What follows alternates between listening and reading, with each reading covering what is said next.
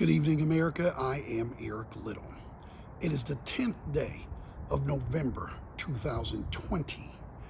It is National Marine Corps' birthday today. So, for all those who served in the Marines, thank you for your service. There are 70 days left until the inauguration of Joe Biden. I'm near my home in Southern California this evening, and this is the plain truth.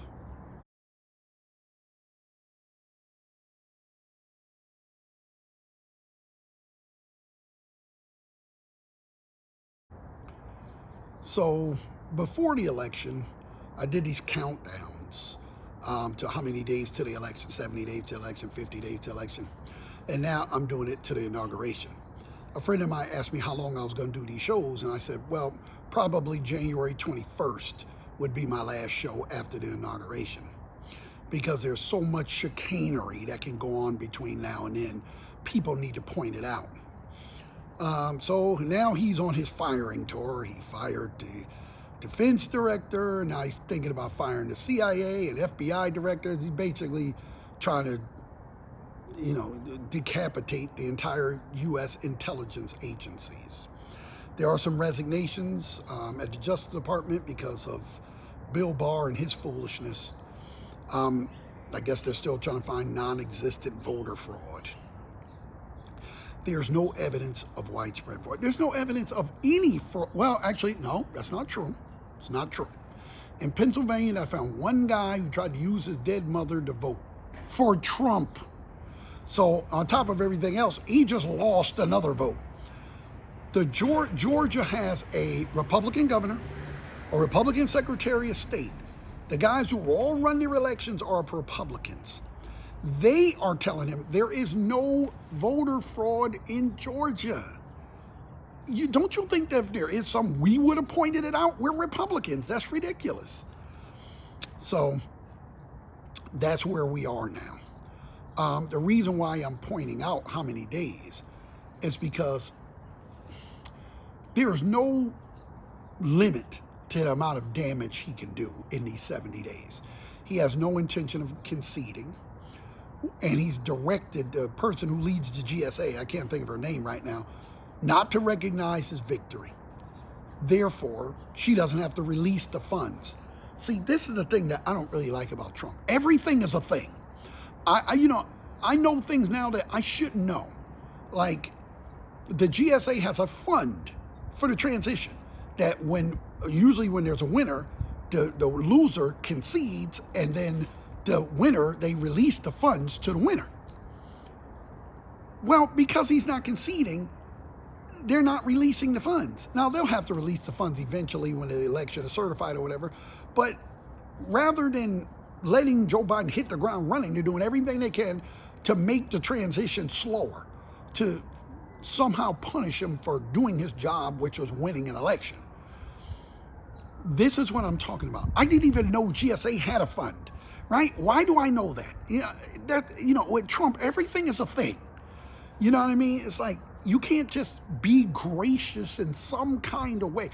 Even if you don't want to concede officially, you can say, look, I still think I'm going to win. I'm going to do my lawsuits, but I'm going to go and release this money so that they can get started working on it. If it turns out I won, then we'll take the money back. That's normal, or we'll use the money for our transition, for our second inauguration. I mean, it's just gracious.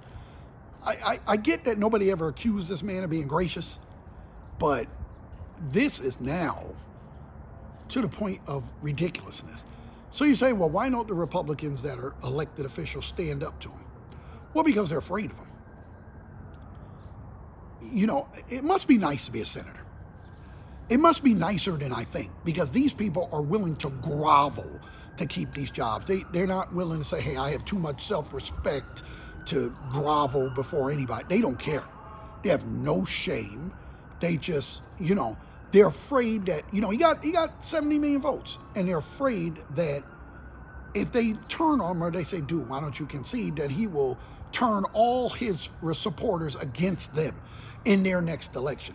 They're so afraid. I'm going to give you this example. Mitch McConnell just got reelected a week ago. He's not up again for 6 years, and he's still afraid. He's still afraid that Donald Trump will have this power over him 6 years from now. That's how afraid these people are. They're afraid of a guy who at the time will be 80 years old. They'd be lucky if he won't be in jail, and they're still afraid of him. Now, I know some of it is the Georgia runoff. They want to convince their people that he can still win and to stay positive and get out there and show the Democrats whatever. That's what a lot of this is about. I imagine after January 5th, you won't hear you won't hear much more of this anyway after December 19th, or was it 19th or 17th, whenever the electors actually meet and it's formally certified. You won't hear any more of this nonsense. But it's his way of trying to keep his voters psyched up. He's now actually thinking about holding rallies, actual campaign-style rallies, to get people behind him in his voter fraud charge, even though there's no evidence. Even in Republican states like Arizona is like, look, we ran a clean election. He won. Deal with it. But of course he can't, because he doesn't know what gracious means. So I said all that to say, look, these next 70 days is going to be a really, really rocky ride. Be prepared for just about anything. Who knows what he's going to fire? Who knows? He may have to be drug out of the White House by his arms and legs. This is the kind of guy we're dealing with. Jay Leno always says, you get the government you deserve. You voted for a petulant child. Now you're surprised you got a petulant child. And that is the plain truth, as I see it. And I am Eric Little. Good night.